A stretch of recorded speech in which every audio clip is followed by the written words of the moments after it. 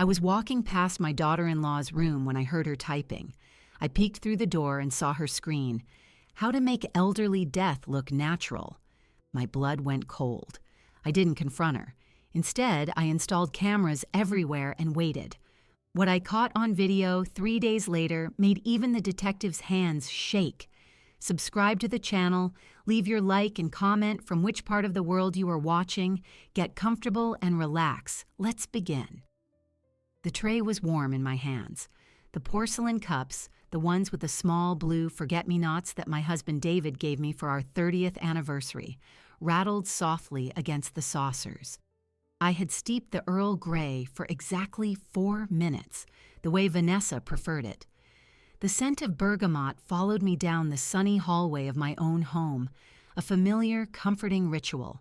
I was bringing my daughter-in-law her afternoon tea as she worked in what we still called the study, though she had claimed it for her real estate paperwork months ago. My socked feet made no sound on the polished oak floor. The late afternoon light cut sharp rectangles across the runner rug. I was 3 steps from the door, which was open just a crack, when I heard it.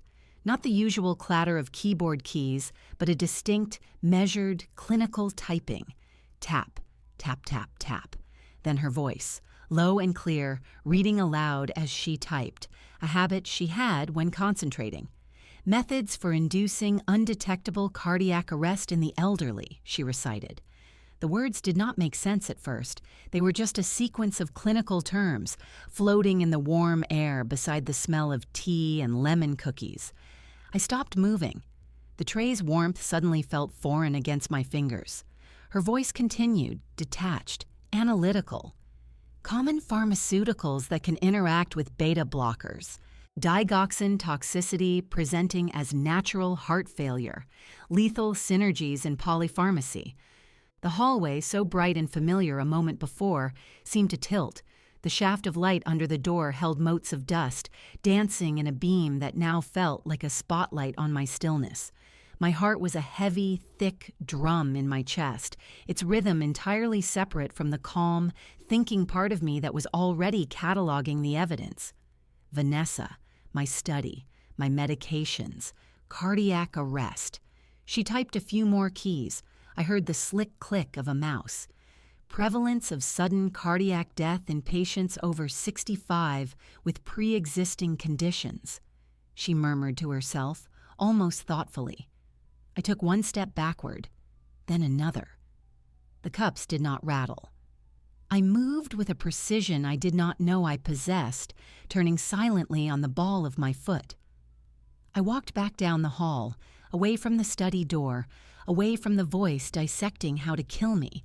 My mind was a blank white screen. My body operated on a deep instinctual protocol.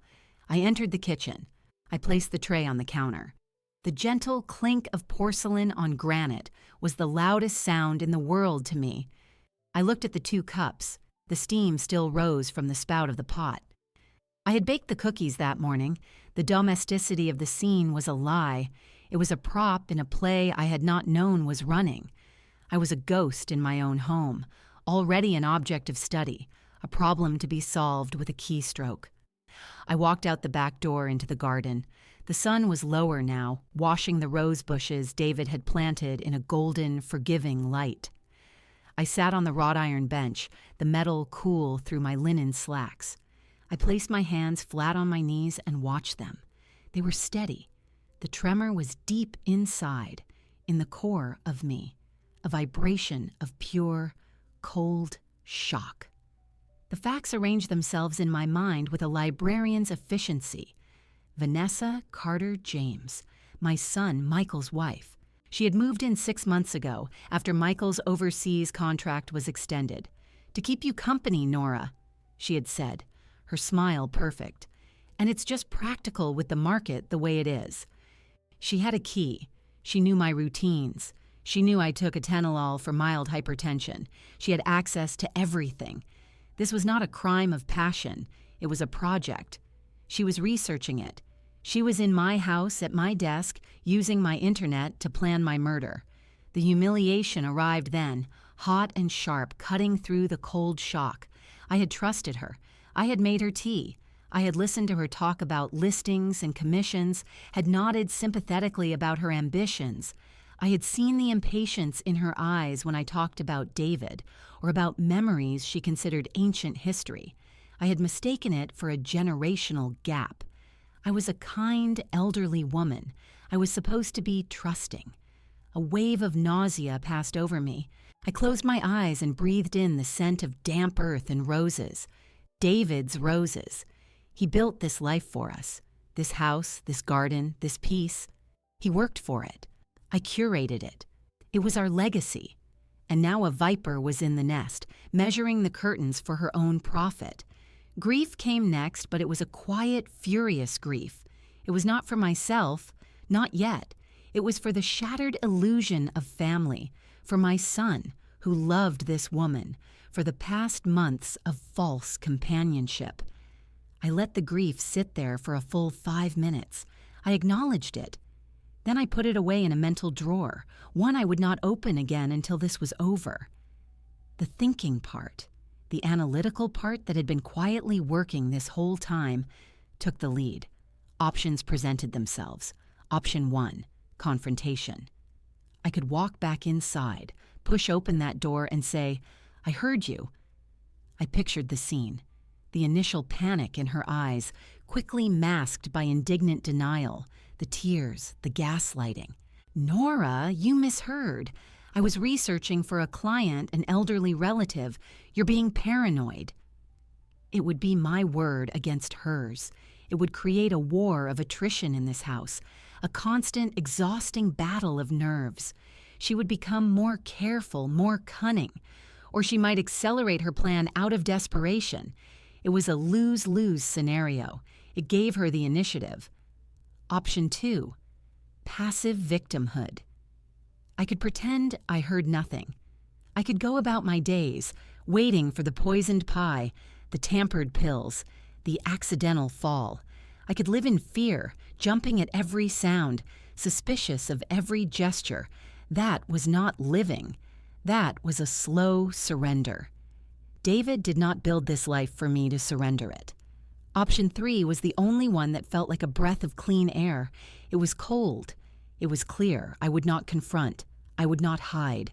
I would observe. I would document. I would turn her own plan, her own environment, against her. I would become the silent sentinel in my own home. The decision settled into my bones, a firm and unshakable thing. The cold shock was gone, replaced by a focused chill. The furious grief was banked, becoming fuel. I stood up from the bench. My knees did not ache. My back was straight. I looked at my house, the warm brick glowing in the sunset. It was no longer just a sanctuary. It was a battlefield, and I had just chosen my weapons: silence, strategy, and the absolute certainty that she had underestimated me. I went back inside. The tea tray was still on the counter. I picked it up. I walked back down the hallway, my steps firm and audible this time. I paused outside the study door and knocked gently with my elbow. "Come in!" Vanessa called, her voice bright and normal. I pushed the door open with my hip. She was at the desk, her laptop screen now showing a spreadsheet of property listings. She swiveled in the chair, her professional smile already in place. "Oh, Nora, you shouldn't have." "I thought you could use a break," I said, my voice steady, even warm. I set the tray down on the small table by the window. "The cookies are fresh." "You're an angel," she said, getting up and stretching. She walked over and picked up a cookie, taking a bite. Perfect as always." I smiled, the expression feeling like a mask I had chosen to wear. I looked at her, really looked at her. The polished hair, the eager, acquisitive eyes, the smile that never quite reached them.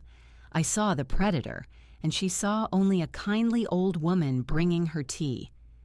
"Anything interesting in your research?" I asked, pouring a cup for her. She did not flinch. "Oh, just market trends. Always learning." She took the cup from me. "Thank you, Nora." "You're welcome, dear," I said.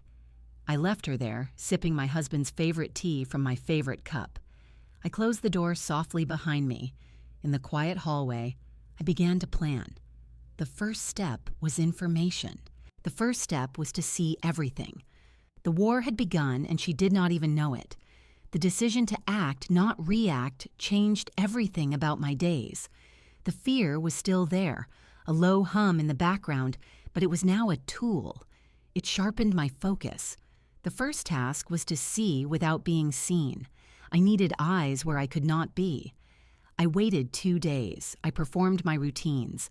Morning tea in the garden, the crossword, preparing meals Vanessa often skipped. I smiled. I asked about her work. I was the picture of benign, slightly boring, elderly stability. On the third morning, over toast, I introduced the premise. "You know, Vanessa," I said, stirring my tea, "I've been reading the neighborhood forum online. Mrs. Henderson down the street had a package stolen right off her porch, broad daylight." Vanessa looked up from her phone, a flicker of annoyance at the interruption crossing her face before she smoothed it into concern. "That's terrible." "Was it valuable?" "Just cat food," she said. "But it's the principle. It makes you feel invaded." I sighed, a small, worried sound. This old house feels so exposed sometimes, all these windows. David and I never thought about that sort of thing. She put her phone down, her interest now genuine, but of a different kind. I could see the calculations. Security was a selling point. "You should get a system, a doorbell camera at least. They're very effective." "Oh, I wouldn't know where to start," I said, waving a dismissive hand. "All those wires and apps. It sounds so complicated." "It's not, really. They have wireless ones now, very discreet." She was leaning forward now, in her element. This was a problem she could solve, a demonstration of her modern competence. "I can look into some options for you." That was exactly what I did not want.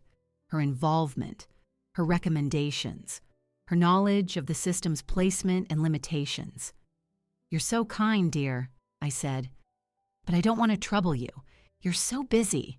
Maybe I'll just ask at the electronics store. Get something simple, for the front door and the back, just to feel safer." I saw her weigh it. Pushing further would be effort, and my act of hesitant willingness was convincing. She shrugged, picking her phone back up. "Sure, Nora, whatever makes you comfortable, just get a good brand." The permission, however casually given, was all I needed. My alibi was established. A nervous old woman spooked by porch pirates. My research began in earnest, but not at an electronics store. I used the library computer, the one where I had volunteered for 20 years. I created a new email address. I read technical specifications, battery life, video storage options, field of view. I needed cameras that were small, powered by batteries that lasted months and stored footage remotely. I found them. A set of 4, marketed as nanny cams or for small business inventory. They were housed in everyday objects: a smoke detector, a digital alarm clock, a picture frame, a USB charger. They connected to a home Wi-Fi network and streamed to a private app. I used my savings, not the joint household account Vanessa might see. I had the packages delivered to a nearby parcel locker, not the house. The entire process took a week. Every trip to the library, every click of the mouse, every silent unpacking of the devices in my bedroom with the door locked was performed with a methodical calm.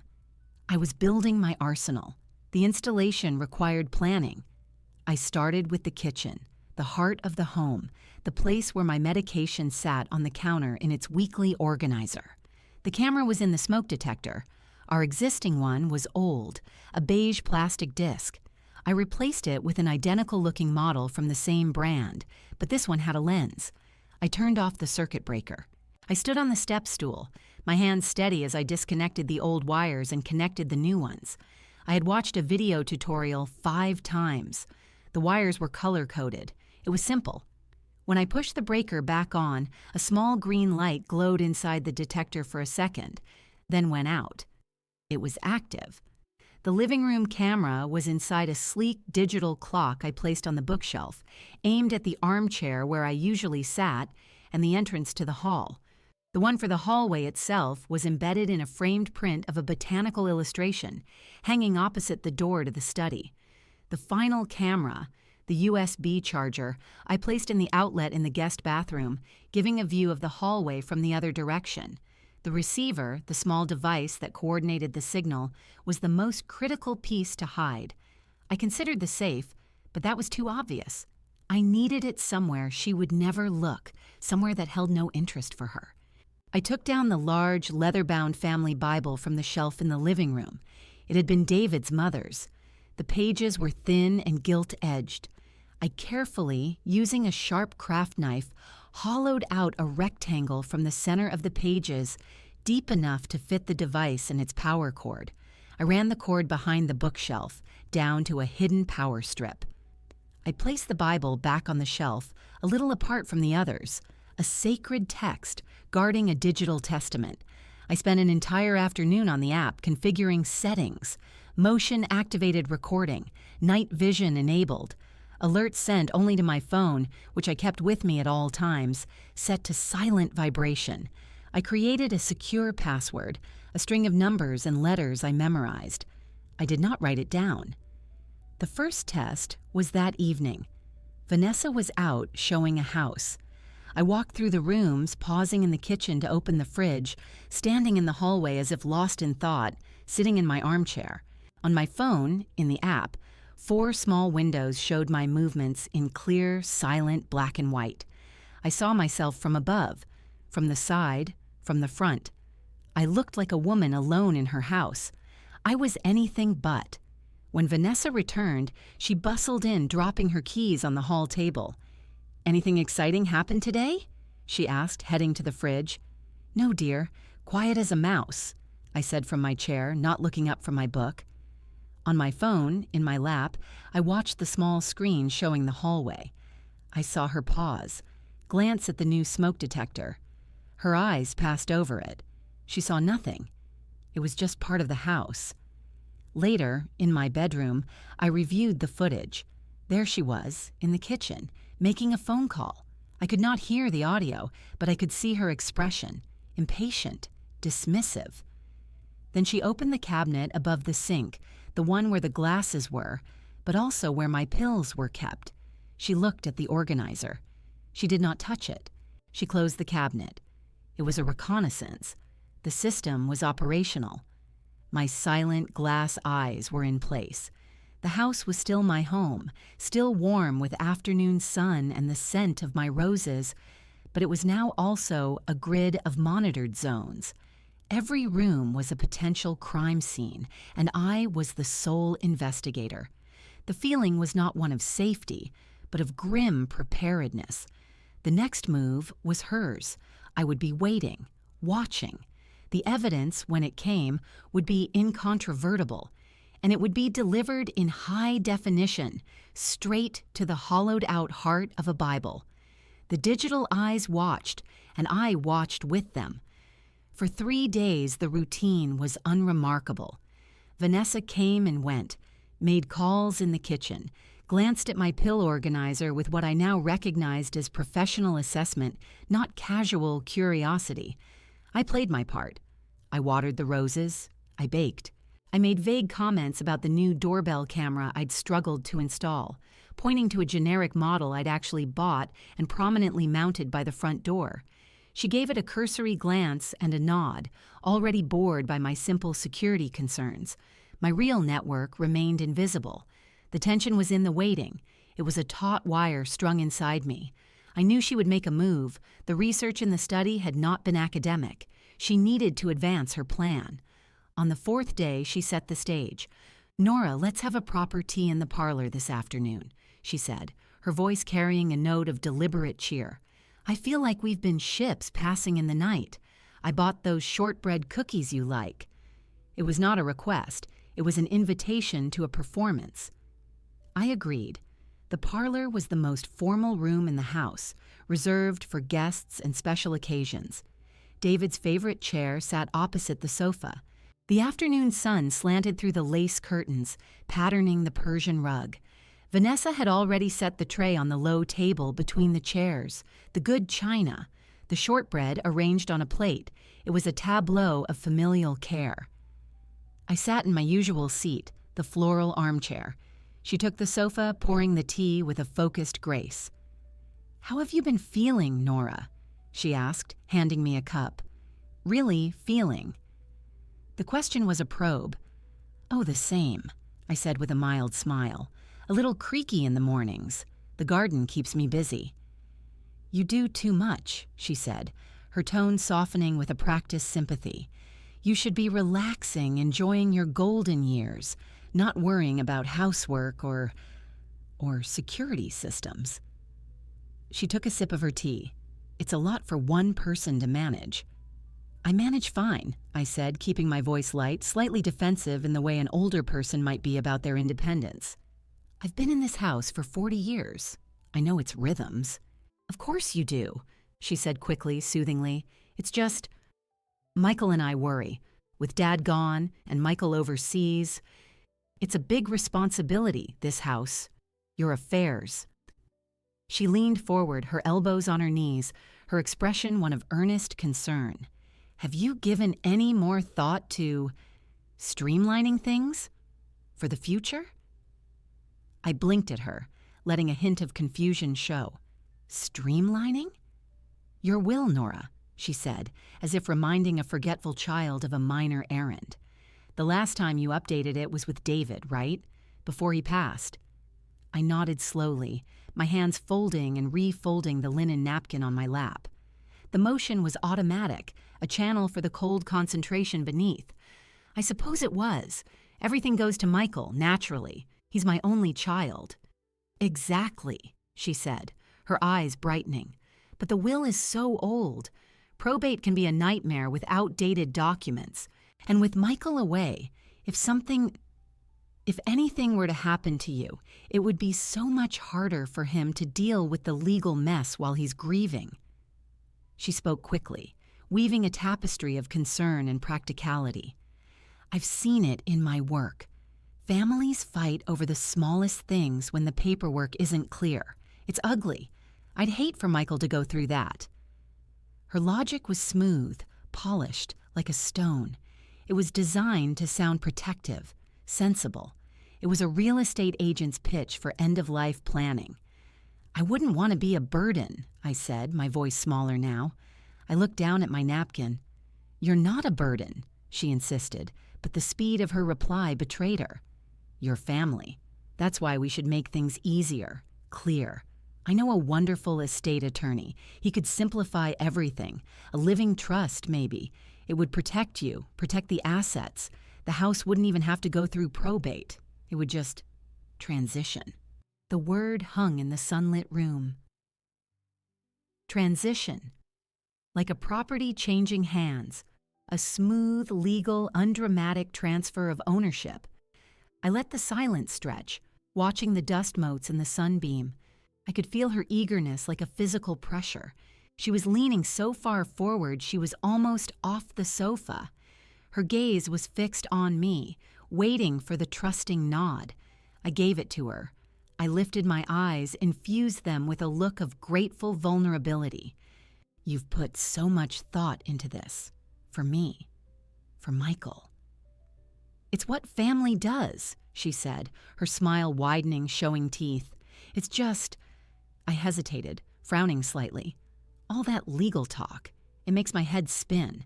David always handled these things."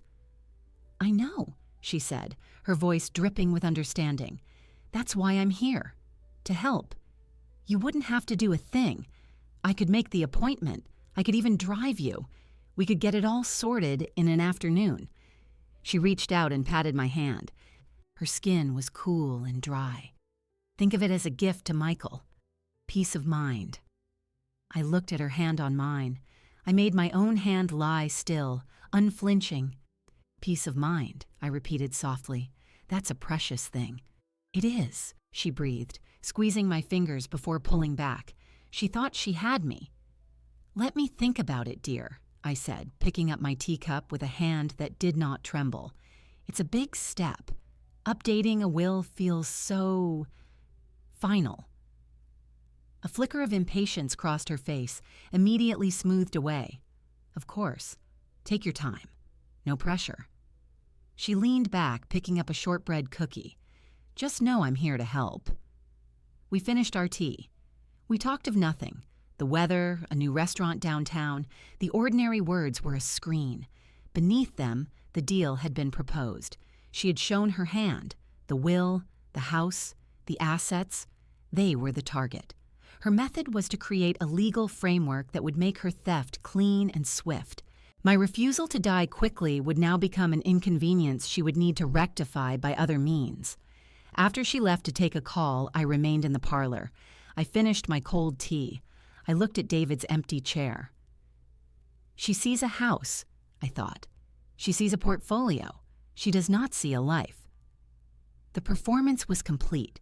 She believed I was a confused old woman, hesitant but ultimately pliable.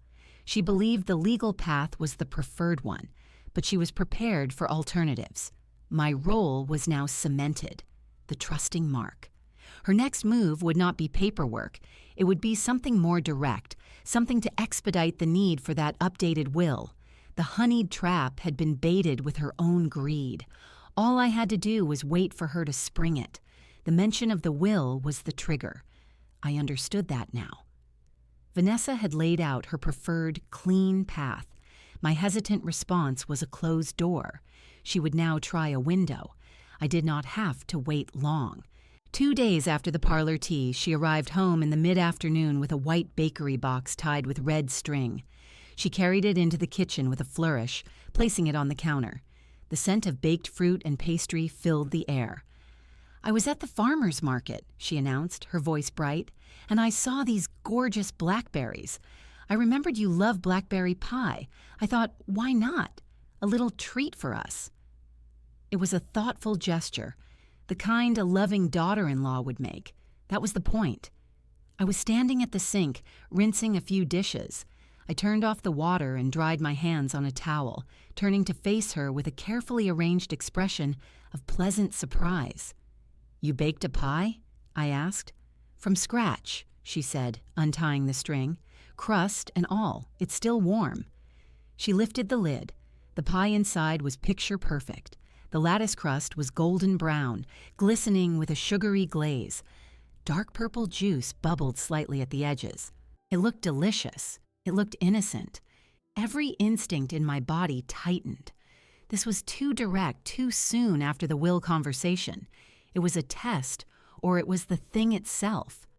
My goodness, Vanessa. That's so kind.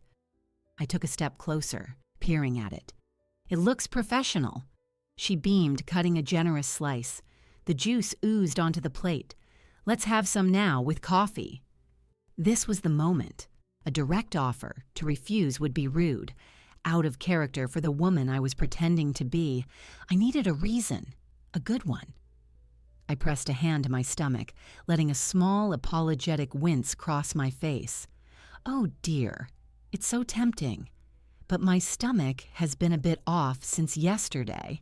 I think that new blood pressure medication Dr. Evans prescribed isn't agreeing with me. He warned me about gastrointestinal upset. The lie was smooth. I had refilled a prescription last week. It was plausible. Her smile faltered for a fraction of a second. "Oh no, are you sure? Just a small bite? It might settle you." The insistence was a red flag. Normal people accept a decline. Predators push. "I really shouldn't," I said, my voice laced with genuine-sounding regret. "The last thing I need is to be unwell. But you have a piece. Enjoy it. I'll wrap the rest up and have some tomorrow when I'm feeling better. It will be something to look forward to." I saw the conflict in her eyes. She could not force-feed me. To push further would be suspicious. She had to accept the delay. Her plan, whatever it was, required my voluntary consumption. "Of course," she said, her smile returning, though it looked strained. "Your health comes first. I'll just have a little then." She took the plate to the small kitchen table and sat down. She ate a few bites with obvious enjoyment, a performance to show it was safe. I busied myself at the counter, finding the plastic pie saver container. I lifted the remaining pie from the box and carefully slid it into the container, snapping the lid shut. My movements were slow, deliberate. "There," I said, "all saved." "I hope you feel better soon," she said from the table, watching me. "I'm sure I will. It's probably just a passing thing." I placed the container in the refrigerator. The whole pie, minus one slice, was now safely behind a closed door. Evidence preserved. I made a cup of peppermint tea, citing the need to soothe my stomach, and went to sit in the living room. My mind was racing. The pie was the vector. It had to be. Poison was the oldest trick in the book, and her research had been about undetectable substances, something that could induce cardiac symptoms, something that could be blamed on my age, my medication, a tragic but natural failure. I needed a sample, not the whole pie, that would be missed, but a piece of the piece. The slice she had taken a few bites from was still on her plate in the kitchen. I heard her get up, run water in the sink. I waited. A few minutes later, she popped her head into the living room. "I'm going to hop in the shower, Nora. That market was dusty." "All right, dear," I said, not looking up from my book. The moment I heard the bathroom door shut and the water start, I moved. I walked back to the kitchen. Her plate was in the sink. On it was the remainder of the pie slice, maybe a third of it, the fork beside it. I did not hesitate. I took a small, clean plastic bag from the drawer, the kind I used for freezing herbs. Using a clean butter knife, I carefully scooped the remaining pie filling and a piece of the crust from her plate into the bag. I sealed it. I then took her plate and fork and washed them thoroughly, placing them in the dish rack. The baggie was small, a lump of dark purple mush. I held it in my hand. This was physical proof. This was the first tangible piece of her plot. I went to my bedroom and locked the door. From the back of my closet, I retrieved a small, sturdy mailing box. Inside were a few other items: the printed receipt for the security cameras, a note with the login credentials for the app. I placed the bagged pie sample inside. I did not label it. I did not need to. I knew what it was. I returned the box to its hiding place. My heart was beating steadily, a strong, rhythmic knock against my ribs. There was no panic. There was only procedure. I had secured the sample. The next step was analysis, but that would require resources I did not have. For now, preservation was enough. When Vanessa emerged later, her hair damp, she found me still in the living room, my book in my lap. "Any change with your stomach?" she asked, her tone casual. "A little better, I think," I said. "The tea helped." "Good." She glanced toward the refrigerator. "The pie will be waiting for you." "Yes," I said, meeting her eyes and giving a small, grateful smile. "It will." That night, I reviewed the kitchen camera footage from the afternoon. It showed her bringing in the box, the cheerful presentation. It showed my decline, her subtle push, my persistence. It showed me wrapping the pie. It did not show me taking the sample, as I had done that out of frame at the sink. But it showed the context. It showed the offer and the refusal. The pieces were accumulating, the digital evidence, and now a physical one. The pie sat in my refrigerator, a silent, poisonous guest. I would not eat it. I would let it sit there, a symbol of her failed first attempt. She would have to try again, and when she did, my glass eyes would be watching, and my hands would be ready to collect what she left behind. The pie remained in the refrigerator for 2 days. I made a show of looking at it wistfully each time I opened the door, then shaking my head and closing it again, citing my delicate stomach. Vanessa's patience was thinning. I could see it in the tightness around her mouth, the shorter responses. The legal suggestion had failed. The direct poisoning attempt had failed. She would need a more reliable method, one that did not depend on my appetite. My vigilance became absolute. I reviewed the camera feeds multiple times a day, but I also set specific alerts. The kitchen camera was programmed to send a silent vibration to my phone if it detected motion between the hours of midnight and 5 in the morning. I began sleeping with the phone under my pillow, the ringer off, the vibration intensity set to high. It happened on the 3rd night.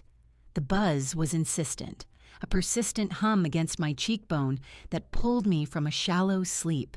The digital clock on my bedside table glowed 3:42 a.m. The house was silent. No creaks, no wind. Just the deep, waiting quiet of the very late night. I did not move immediately. I listened. No footsteps in the hall. No sound from Vanessa's room. I reached under the pillow and retrieved my phone. The screen's light was a cold blue rectangle in the dark room. The security app was open, a notification banner across the top. Motion detected. Kitchen. I tapped it. The live feed loaded. The kitchen was illuminated by the dim glow of the stove hood light, which was always left on. The night vision function of the camera rendered everything in shades of green and black. The scene was empty. I checked the timeline below and dragged it back to 3:38 a.m. At first, nothing. Then the interior kitchen door, the one leading from the hallway, eased open. A figure entered, dressed in dark clothing. It was Vanessa. She moved with a deliberate, slow caution, her head turning to scan the room. In her hand was a small flashlight, its beam pointed at the floor. She was wearing latex gloves, the kind used for cleaning. My breath stopped in my chest. I sat up straighter, my focus complete. On the screen, she went directly to the counter near the sink. My weekly pill organizer sat there, a simple plastic box with 7 small compartments, labeled morning and night. She picked it up and set it down carefully under the direct light of the stove hood. She used her flashlight to examine the compartments for Tuesday night. That night's pills. My atenolol, a small white tablet, was in one slot. A vitamin D pill was in the other. She set the flashlight down, beam upward, creating a pool of light. From the pocket of her pants, she withdrew a small plastic bag. She opened it and tipped out 2 tablets onto the counter. They were white, similar in size and shape to my atenolol, but not identical. They were slightly thicker, with a different scoring mark. She used the edge of her fingernail to carefully pry my actual atenolol tablet from its compartment. She placed it on the counter and selected one of the new tablets, inserting it into the empty slot. She repeated the process for the Wednesday morning compartment. She then swept the 2 removed legitimate pills into her palm and deposited them back into the plastic bag, which she returned to her pocket. She stood for a moment, looking at the organizer. She picked it up and tilted it under the light, inspecting her work. She gave a small, single nod. Then she closed the organizer and placed it back in its exact original position. She picked up her flashlight, swept its beam around the counter once, and turned off the stove light. The screen plunged into near darkness, the night vision casting her retreating form as a green ghost. She slipped out the door, pulling it closed silently behind her. The timestamp read 3:49 a.m. The entire operation had taken 7 minutes. I sat in the dark, the blue light of the phone washing over my face.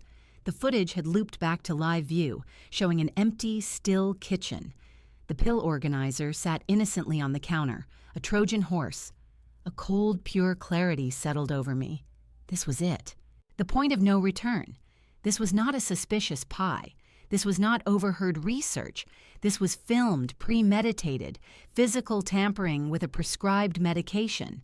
It was attempted murder, captured in high definition. The gloves, the late hour, the substitution, every detail was a nail in her legal coffin. I did not feel rage in that moment. I felt a profound, almost serene certainty.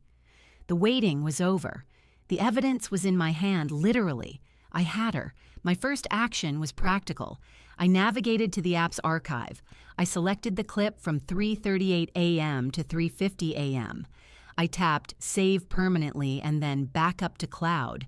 I created a separate password-protected folder labeled Home Maintenance and moved the clip there.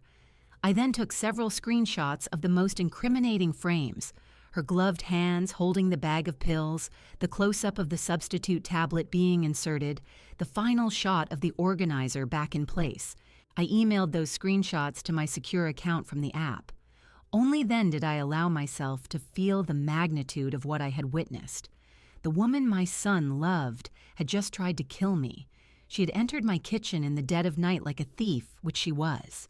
She had traded my safety for her greed. The betrayal was absolute. I placed the phone on the nightstand. I lay back down in the dark. I stared at the ceiling. The silent rage came then, not as a hot flood, but as a spreading ice through my veins. It solidified my resolve into something unbreakable. Confrontation was still not the answer. A screaming match in the kitchen at dawn would achieve nothing. It might even give her a chance to destroy the evidence on my phone if she became desperate enough. No. She thought she had succeeded. She believed that in a few hours I would take those pills. I needed her to continue believing that. The game had entered its final phase.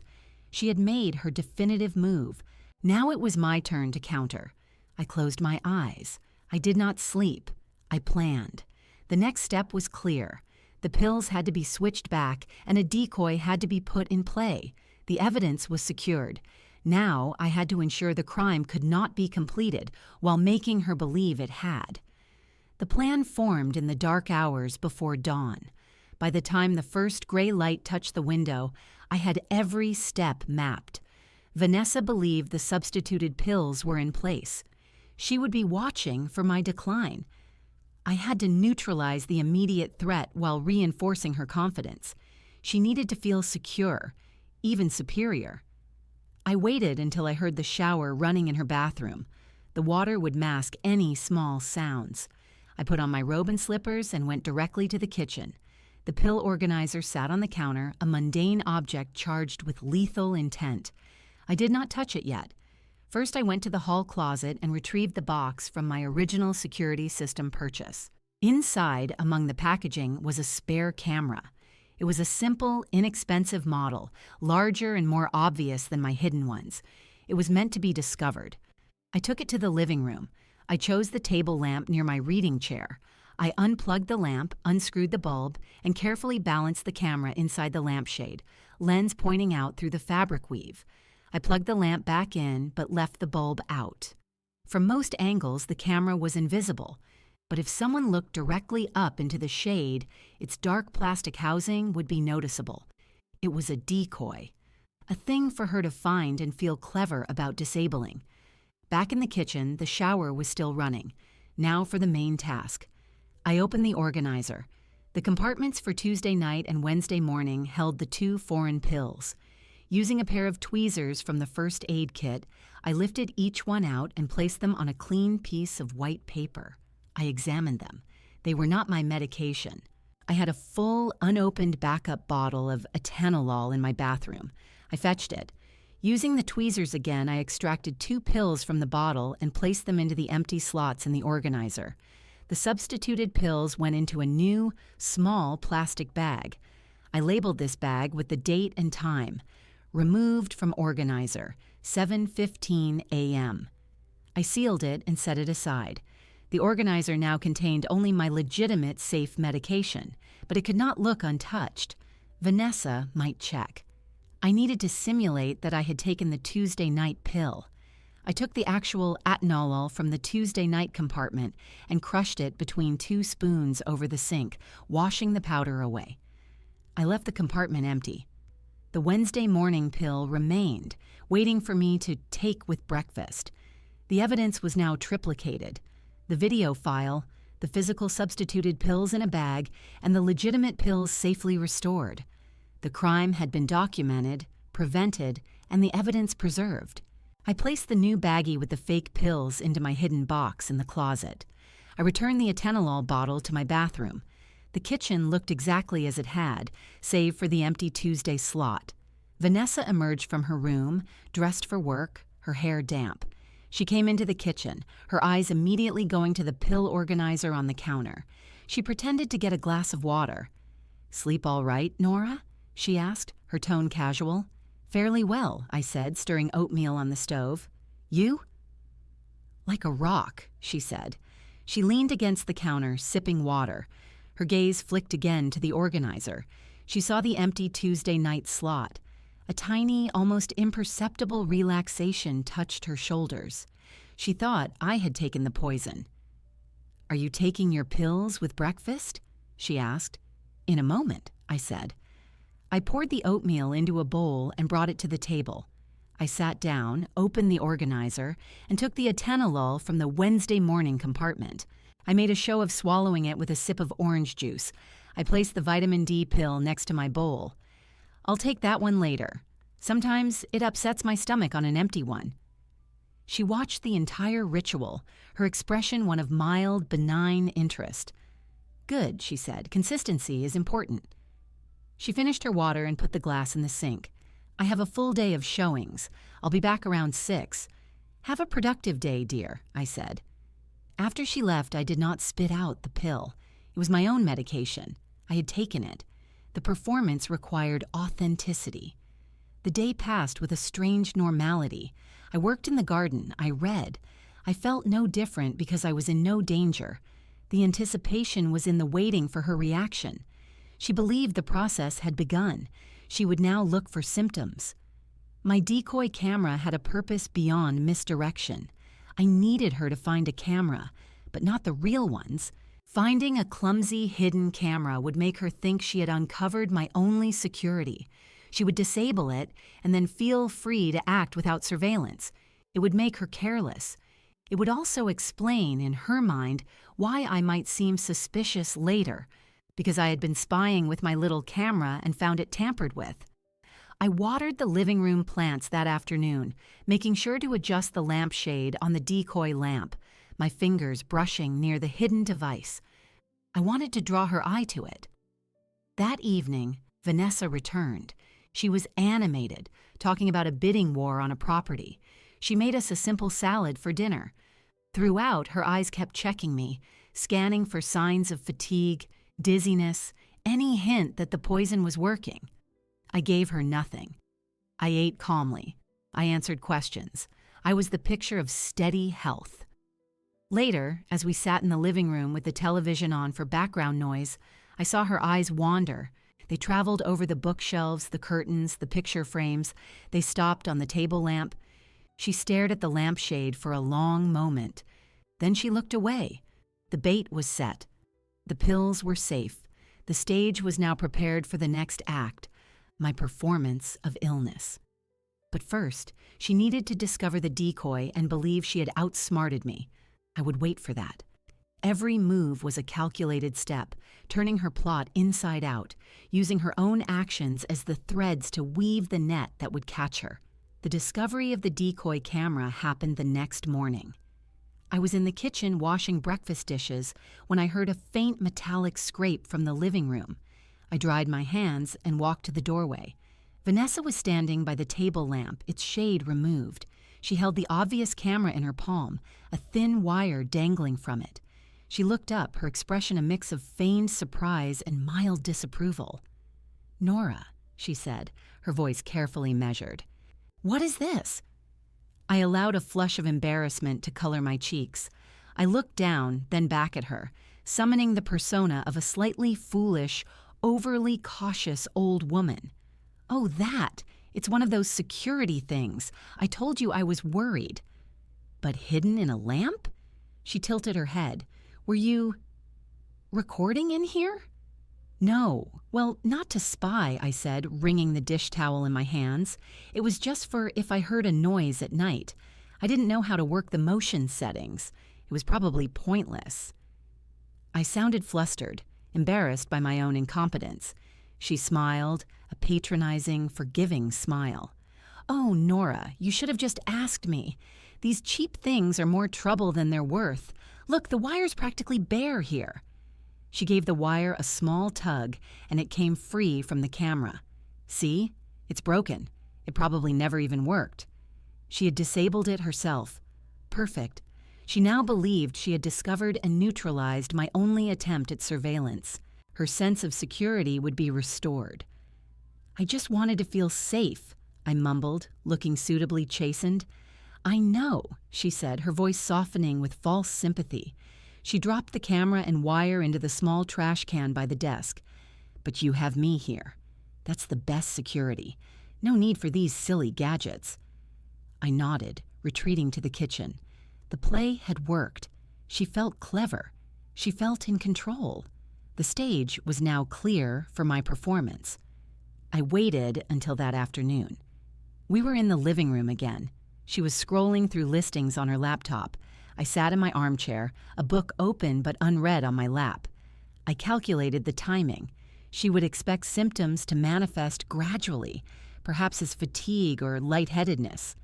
I let out a small, soft sigh. I closed my book and placed it on the side table. I rubbed my temples with my fingers. Vanessa looked up. "Headache?" "A slight one," I said, keeping my voice low. "And a bit of a dizzy spell when I stood up too fast earlier. Must be my blood pressure acting up." Her attention sharpened. She closed her laptop. "Did you take your pill this morning?" "Yes, of course," I said. I let my hand drift to my chest, over my heart. "I just feel a little off, tired." "You look pale," she said, rising and coming to stand near my chair. She looked down at me, her eyes clinical, assessing. "Maybe you should lie down." "Perhaps I should," I agreed, making a move to stand. I placed my hands on the arms of the chair and pushed myself up slowly. Once upright, I swayed just a little. I reached out and steadied myself on the back of the chair. Her hand shot out to grasp my elbow. Her grip was firm. "Whoa, easy." "Thank you, dear," I said, my voice faint. "Just a wave of lightheadedness. It's passing." But I let my weight lean into her support for a moment longer than necessary. I allowed my breathing to become slightly shallow. I was the picture of a woman experiencing the first, subtle signs of cardiac distress. The medication she believed I had taken could cause dizziness, fatigue, hypotension. "Let me get you some water," she said, her tone laced with concern. But beneath it, I heard a vibrant, almost eager energy. She guided me back to the chair. "Sit. Don't move." I sat, closing my eyes. I listened to her quick footsteps retreat to the kitchen, the sound of the cabinet opening, the tap running. My own heart beat strong and steady. There was no dizziness, only the acute awareness of the predator returning to its supposedly weakening prey. She came back with a glass of water. "Here, sip this." I took the glass. My hand trembled slightly, a fine, controlled shake. I took a small sip. "Thank you. You're so kind." "It's nothing," she said, hovering. She was watching my every movement, my every breath. The anticipation in her was a tangible force. She was waiting for the next stage, for the weakness to deepen. "I think I'll go to my room," I said after a moment. "A short rest might be all I need." "That's a good idea," she said too quickly. She helped me up again, her arm around my waist. The closeness was repellent. I let my steps be slow, slightly unsteady as we walked down the hall to my bedroom. She helped me sit on the edge of the bed. "Do you need anything else?" she asked, standing in the doorway. "No, thank you. I'll be fine." I gave her a weak smile. "Okay, just call if you need me." She closed the door, but not all the way. She left it open a crack. I sat in the quiet room. I did not lie down. I listened. I heard her footsteps stop just outside, pause for a full minute, then finally retreat down the hall. She was listening too. She was savoring it.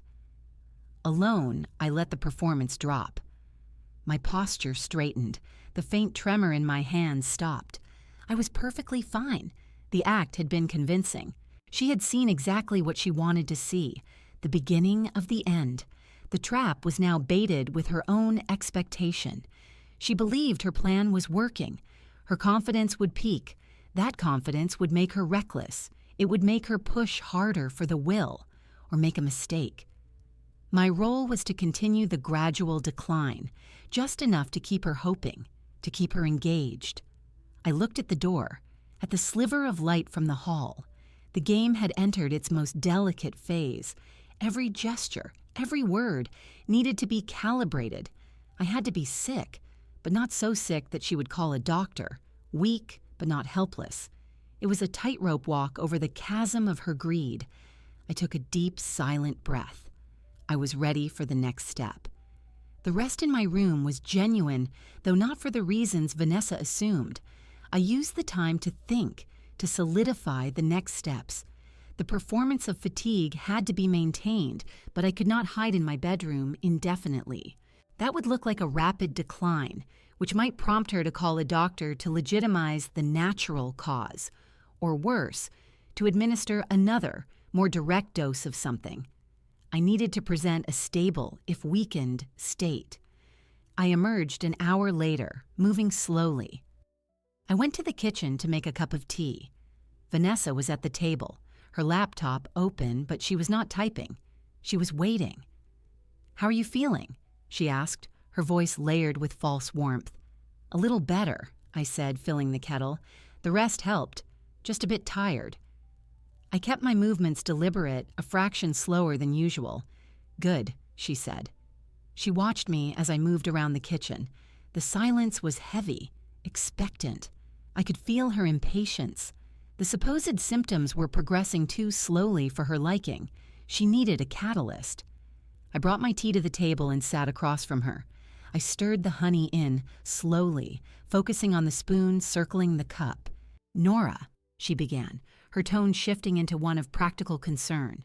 "About what we discussed. The will.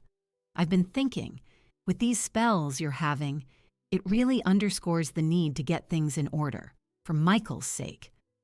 I looked up from my tea. She was leaning forward, her elbows on the table, her gaze intense. The eagerness was barely contained. The predator was moving in, sensing vulnerability. "I have been thinking about it," I said, my voice quiet. Her eyes lit up. "You have?" "Yes."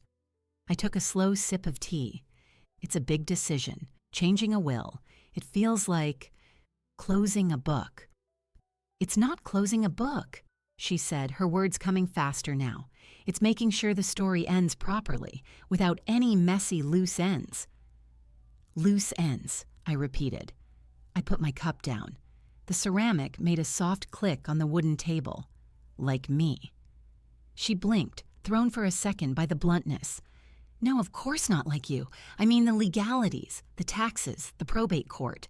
That's the mess." "I see."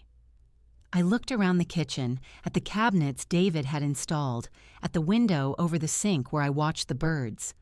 This house. David built it for us. He picked every fixture. We planted the garden together. It's not just an asset, it's a life. Vanessa's smile was tight. "I know that, Nora. And what a beautiful life it's been. But lives transition. It's natural. The important thing is that it stays in the family, that Michael and I can cherish it the way you did." The way she would, she meant. I could see it in her face. The vision of herself here, without me, redecorating, hosting parties, selling it for a profit. My life was a staging area for her future. I let the silence build. The only sound was the hum of the refrigerator. I looked directly at her, dropping the veil of confusion and frailty just an inch. My gaze was steady, clear. "My husband built this life for us," I said, each word distinct and level. "I have cared for it since he left. I will decide when I'm done with it." The air in the kitchen changed. It became charged, brittle. Her smile vanished, replaced by a blank mask. Her eyes narrowed just slightly, reassessing me. The kindly, weakening old woman had just reasserted ownership, not with tears or shouts, but with a simple, cold statement of fact. For a long moment she said nothing. She just stared at me, and I stared back. I did not blink. I let her see the intelligence there, the will. I let her see that the prey was not as sick as she thought, that perhaps the prey was not prey at all. The realization dawned on her face, not as fear, but as a dawning, furious understanding. The dizzy spells, the fatigue, were they real or were they a performance? Had she underestimated me? The unspoken war was now spoken, though in a code we both understood. I had drawn a line. The house, my life, was not hers for the taking. She would have to cross that line explicitly. "Is that so?" she said finally, her voice flat, all pretense of warmth gone. "It is," I said. She leaned back in her chair, the legs scraping against the floor. The sound was harsh in the quiet. "Well, I suppose you know your own mind." "I do." She stood up abruptly, picking up her laptop. "I have work to do." She left the kitchen. I listened to her footsteps recede down the hall, harder and faster than usual. A door closed, not a slam, but a firm, definitive click. I remained at the table. My tea was cooling. The confrontation was over. It had lasted less than a minute, but everything had shifted. The subtle manipulation was finished. The polite fiction was shattered. She knew I was an obstacle, not a facilitator, and I had shown her that I was aware, that I would not go quietly. This was the midpoint. The moment the power dynamic visibly tilted, she was now on notice. Her next move would be decisive, and it would be rash. Arrogance, met with resistance, often turns to desperation. I finished my tea. The game was entering its final, most dangerous phase. She would have to act soon, and I would be ready. The silence after the confrontation was different. It was not the quiet of waiting, but the quiet before a storm. Vanessa avoided me, staying in the study or leaving the house on long, unspecified errands. The few times we passed in the hall, her gaze was flat, calculating. The pretense was gone. The kitchen standoff had made it clear I was an active impediment. Her plan required acceleration. I had all the evidence I needed. The video was definitive. The physical samples were secured. The will conversation was recorded in my memory, a testament to motive. It was time to transition from collection to presentation. I needed an authority figure, but it had to be the right one. A frantic 911 call would result in uniformed officers who might see a confused family dispute. I needed someone who would look, listen, and understand the meticulous pattern I had laid out. I remembered Detective Marcus Rivera. He'd given a talk at the library 2 years prior about senior fraud prevention. He had been patient, respectful, and sharp. He had looked at our audience not as forgetful old people, but as potential victims whose intelligence was being weaponized against them. I found his card still tucked in my address book. I called the precinct from my bedroom phone with the door closed. I asked for Detective Rivera. When he came on the line, his voice was exactly as I remembered, calm, professional. "Detective Rivera, this is Eleanor James. We met at the library talk on fraud." There was a brief pause. "Mrs. James, yes, I remember. What can I do for you?" "I believe someone is attempting to kill me," I said, my voice level, without a trace of hysteria. "I have gathered evidence. I would like to show it to you. Would it be possible for you to come to my home? Discreetly." The line was silent for a moment. I knew how it sounded. A dramatic claim from an elderly woman.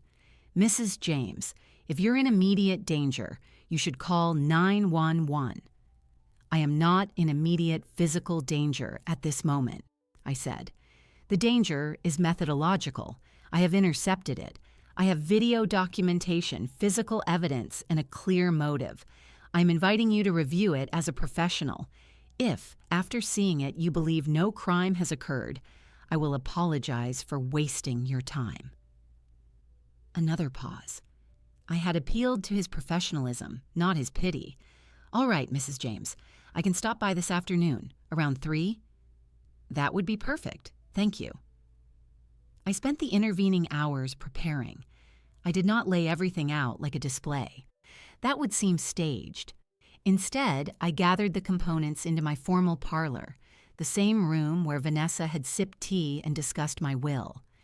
I placed the small plastic bag with the pie sample in its evidence box on the coffee table. Next to it, I placed the bag containing the 2 substituted pills, clearly labeled. I had my tablet ready with the video file queued up. I printed 2 still images from the footage, the clearest shot of Vanessa's gloved hands holding the bag of pills and the close-up of the foreign tablet entering the organizer. I placed these in a simple folder. At 3 o'clock precisely, a plain sedan pulled into the driveway. Detective Rivera emerged. He was a man in his 50s, with a kind but weary face and observant eyes. I met him at the door. "Mrs. James," he said, shaking my hand. His grip was firm, his attention complete. "Detective, thank you for coming." Please come in." I led him to the parlor. He sat on the sofa, his eyes taking in the room, then the items on the table. He did not speak, waiting for me to begin. "I will be direct," I said, sitting opposite him. "My daughter-in-law, Vanessa Carter James, who lives here, is attempting to murder me for inheritance. She began with research into undetectable cardiac arrest. She then attempted to poison me via a blackberry pie. I feigned a stomach ailment and secured a sample. I gestured to the first bag. When that failed, she tampered with my heart medication in the early hours of the morning, substituting these pills. I pointed to the second bag. I have the incident on video from a hidden security camera. I also have the original untainted medication which I replaced after her tampering." I handed him the folder with the printed images. He opened it, studied them silently. His expression remained neutral, but his eyes moved carefully over the details. "This is the video," I said, passing him the tablet. I had already pressed play. He watched the 7-minute clip in silence, his face illuminated by the glow. I watched him watch it. I saw the moment his professional neutrality tightened into focused intensity. He saw the gloves, the substitution, the deliberate care. When it finished, he placed the tablet down gently. He looked at me, not with skepticism, but with a deep, reassessing gravity. "You installed these cameras after you overheard the research?" "Yes. I told her I was concerned about package thieves." "And you switched the medication back?" "I did. The pills in the organizer currently are my prescribed medication. The ones in the bag are the substitutes she placed there." He leaned back, letting out a long breath. "This is remarkably thorough, Mrs. James. I am a retired librarian detective. Documentation is a habit." A faint, respectful smile touched his lips. "It is." He leaned forward again, his manner now that of an investigator. "The pie sample. You said you feigned an illness. Did she press you to eat it?" "She did, insistently. I have not had it tested, but given her research, its purpose seems clear." He nodded, making notes in a small book. "The motive is the will? The house?" "Yes. She presented it as a helpful updating of my estate. When I declined to proceed quickly, the direct attempts began." I paused. Our relationship changed 2 days ago. I told her directly that I would decide when I was done with this house, which my husband built. She has not spoken to me civilly since. I believe she will make another attempt soon, now that she knows I am a conscious obstacle. Detective Rivera closed his notebook.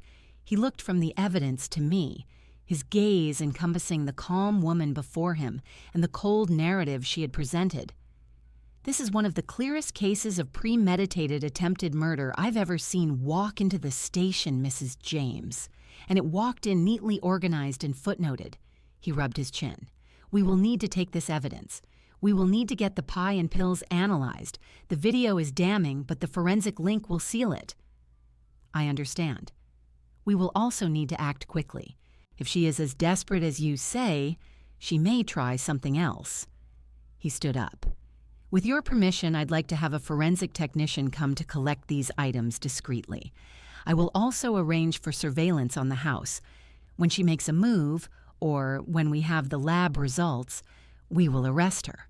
"That is acceptable," I said, also standing. He looked at me, a question in his eyes. "You handled this alone. You weren't tempted to confront her? To call your son?" "Confrontation would have given her the advantage of denial," I said. "And my son is overseas, building his career. Telling him would have torn him apart from a distance, powerless to help. This was my problem to solve.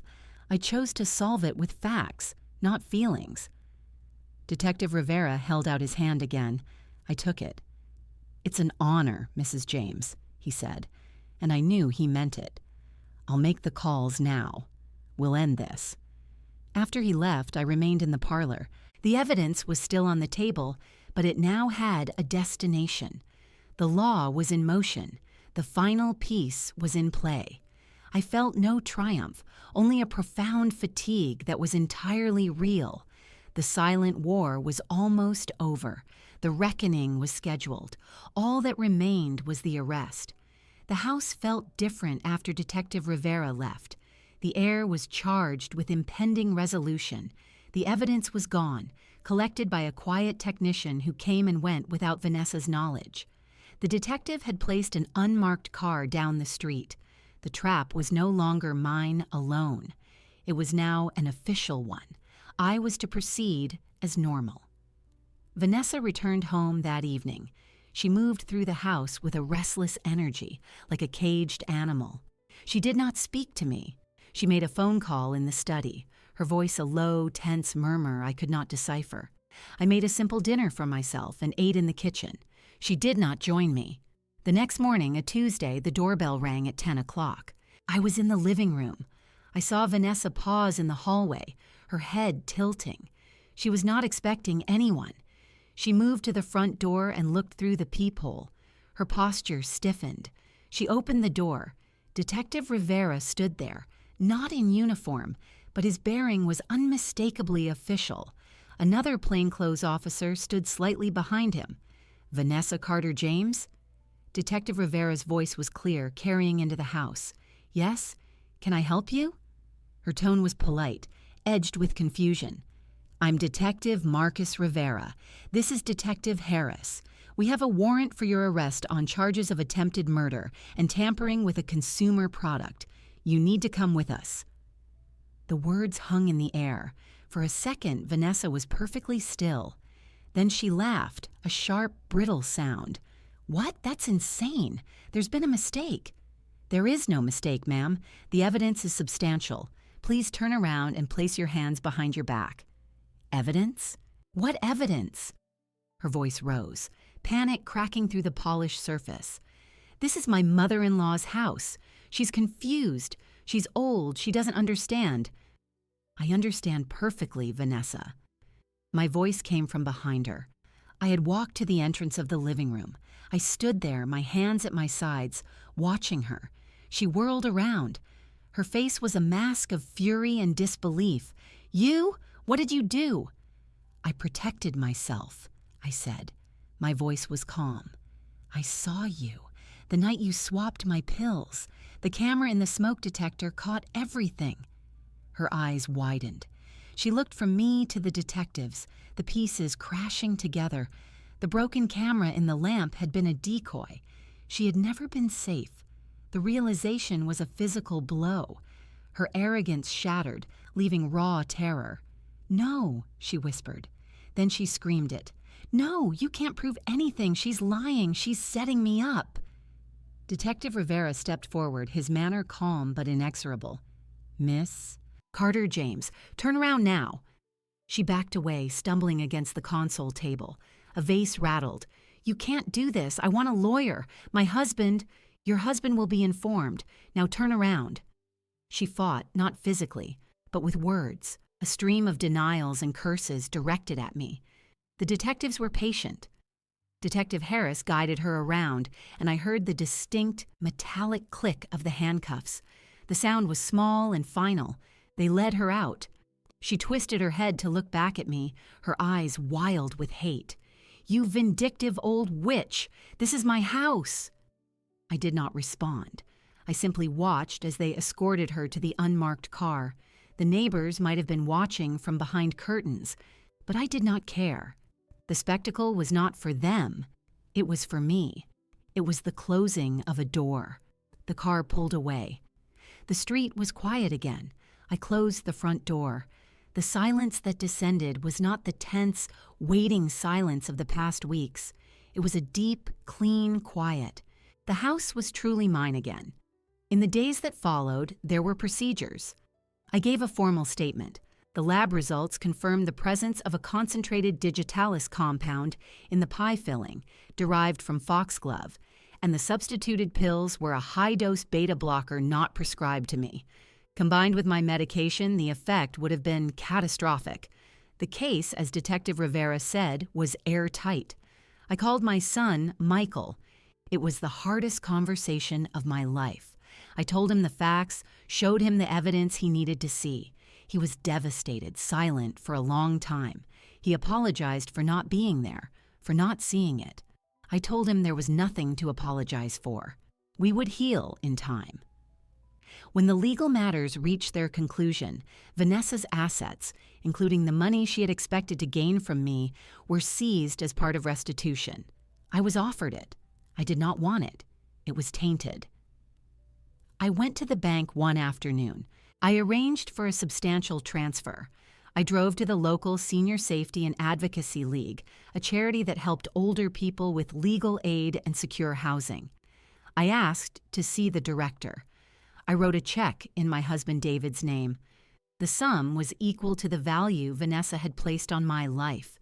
The director was stunned, grateful. I asked for no plaque, no ceremony. The act was its own closure. That evening, I sat in the garden on the wrought iron bench. The roses were in full bloom, their scent rich in the warm air. A new book lay in my lap, but I was not reading. I watched the sunset paint the sky in shades of orange and purple. The house behind me was quiet. It was a sanctuary again, not a battlefield. I felt the absence of the hidden cameras, the constant vigilance. I had taken them down. I did not need them anymore. I thought of David. I hoped he would have been proud, not of the cunning or the strategy, but of the preservation. I had protected the life we built. I had defended our home. The vengeance was complete, but it did not feel like vengeance anymore. It felt like justice. It felt like taking a deep breath after being underwater for a very long time. The anger was gone, banked and cooled, leaving behind a steady, enduring peace. I opened my book. I began to read. The story was a good one, but my own story for now was quiet. And in that different kind of quiet, I was finally, truly, at home.